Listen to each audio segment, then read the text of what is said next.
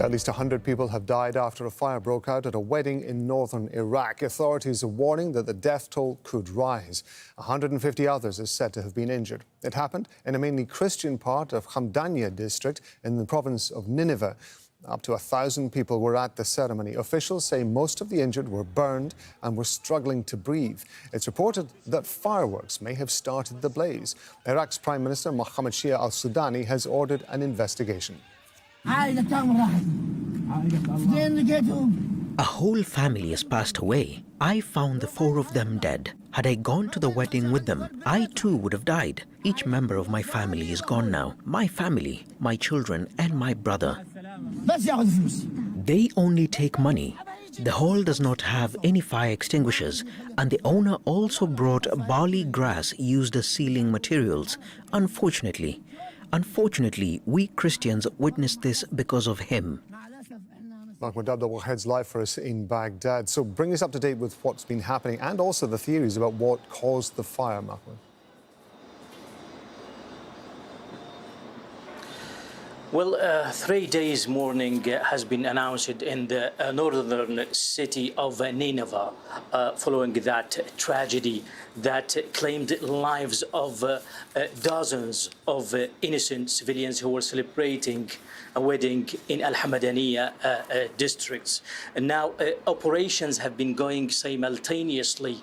Rescue operations and fire extinguishing operations have been going simultaneously to try to rescue those who were injured and recover the bodies of the dead. It was really difficult, according to civil defense staff there, to identify some of the bodies because they were completely charred by the fire. Many people, including the victim's family in Nineveh, are so angry, and they're blaming concerned authorities in the city for not doing enough to guarantee the safety of civilians in the city. As you know, that negligence, mismanagement, and also the lack of safety measures, lack of precautions even ahead of that tragedy. Because as you know, that fire accidents have been frequent in Iraq, and almost for the same reason: lack of safety measures and also the use of flammable materials in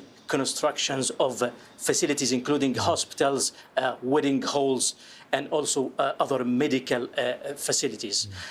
State officials from Baghdad, ministers, have arrived in location now, trying to get the latest in regard to finalizing the operations of rescuing the victims and also recovering the bodies.